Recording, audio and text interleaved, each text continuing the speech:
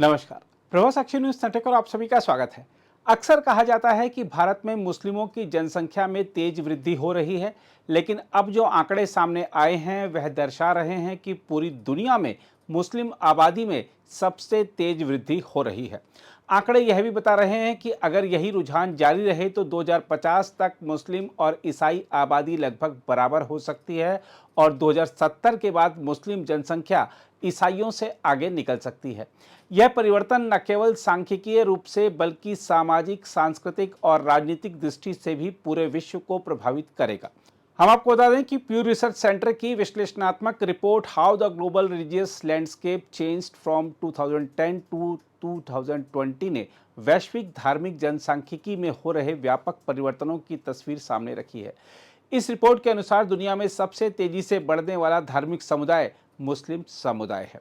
Report के मुताबिक 2010 से 2020 के बीच मुस्लिमों की संख्या में हुई वृद्धि ने अन्य सभी धर्मों को पीछे छोड़ दिया है। रिपोर्ट कहती है कि 2010 से 2020 के बीच मुस्लिमों की संख्या 347 मिलियन यानी 34.7 करोड़ बढ़ी, जो कि अन्य सभी धर्मों की सम्मिलित वृद्धि से भी अधिक है। रिपोर्ट के मुताबिक वैश्विक मुस्लिम जनसंख्या का प्रतिशत 23.9% से बढ़कर 25.6% हो गया है। यह वृद्धि मुख्य रूप से युवा आबादी और उच्च प्रजनन दर के कारण हुई है। रिपोर्ट कहती है कि 2010 में ईसाई वैश्विक आबादी का 30.6% से जो 2020 में घटकर 28.8% रह गए। इस गिरावट का मुख्य कारण था धार्मिक त्याग, जिसमें खास तौर पर लोग पश्चिमी देशों में ईसाई धर्म को छोड़ रहे हैं।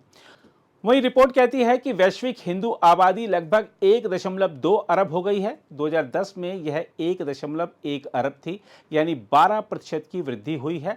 हालांकि हिंदुओं का वैश्विक प्रतिशत 15% से मामूली घटकर 14.9% हो गया है। रिपोर्ट के मुताबिक हिंदुओं की प्रजनन दर वैश्विक औसत के अनुरूप है और धर्मांतरण की दर भी बहुत कम है।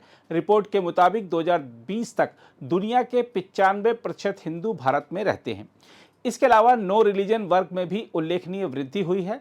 धार्मिक रूप से असंलग्न लोगों की संख्या 270 मिलियन बढ़कर 1.9 अरब हो गई है और इनका वैश्विक हिस्सा 23.3% से बढ़कर 24.2% हो गया है। वहीं प्रमुख धर्मों में केवल बौद्ध धर्म की आबादी 2010 की तुलना में 2020 में कम रही। 2010 में बौद्ध वैश्विक जनसंख्या का 4.9% थे, पर 2020 में यह घट गया। रिपोर्ट के मुताबिक भारत में हिंदुओं की आबादी 2010 के 80% से घटकर 2020 में 89% हो गई है। वहीं भारत में मुस्लिम आबादी 2010 के 14.3% से बढ़कर 2020 में 15.2% हो गई है। यह वृद्धि भी मुख्य रूप से प्रजनन दर और युवा जनसंख्या के कारण है, न कि धर्मांतरण से। हालांकि भारत में मुस्लिमों की यह वृद्धि अन्य दक्षिण एशियाई देशों जैसे पाकिस्तान या बांग्लादेश की तुलना में धीमी है, पर फिर भी यह एक महत्वपूर्ण सांख्यिकीय परिवर्तन है। रिपोर्ट के मुताबिक 2010 में दुनिया की कुल मुस्लिम आबादी में से 35% मुसलमान 15 वर्ष से कम आयु के थे।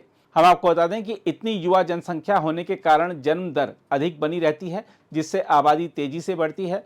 साथ ही मुस्लिम महिलाओं की औसत प्रजनन दर अन्य धार्मिक समुदायों की तुलना में अधिक है।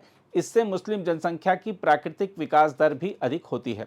साथ ही रिपोर्ट कहती है कि मुस्लिमों में धर्म छोड़ने वालों की संख्या और अन्य धर्मों से इस्लाम अपनाने वालों की संख्या लगभग बराबर है, यानी धार्मिक स्विचिंग का असर नगण्य है, जिससे शुद्ध जनसंख्या वृद्धि केवल जन्म के कारण होती है। इसके अलावा रिपोर्ट के मुताबिक केवल 1% वयस्क ही अपने जन्मजात धर्म से अलग होकर अन्य धर्म अपनाते हैं। विशेष रूप से हिंदू और मुसलमान, इन दोनों समुदायों में धर्म परिवर्तन की दर अत्यंत कम है। बहरहाल प्यू रिसर्च की यह रिपोर्ट दर्शाती है कि आने वाले दशकों में विश्व की धार्मिक जनसंख्या संरचना में महत्वपूर्ण बदलाव देखने को मिल सकते हैं, क्योंकि मुस्लिम आबादी में तेज वृद्धि जारी रहने की संभावना है। इसके अलावा ईसाई समुदाय के समक्ष चुनौतियां बढ़ेंगी, खासकर यूरोप और अमेरिका में। रिपोर्ट के मुताबिक हिंदू समुदाय वैश्विक रूप से स्थिर रहेगा, परंतु भारत के भीतर उसके अनुपात में धीरे धीरे गिरावट संभव है। इसमें कोई दो राय नहीं है कि यह रिपोर्ट न केवल जनसांख्यिकी विश्लेषण बल्कि नीति निर्धारण, शिक्षा, सांस्कृतिक संरक्षण और धार्मिक सहिष्णुता के दृष्टिकोण से भी अत्यंत महत्वपूर्ण है। अगर आप भी लेना चाहते हैं देश दुनिया की तमाम जानकारी तो आज ही सब्सक्राइब करें हमारे चैनल को।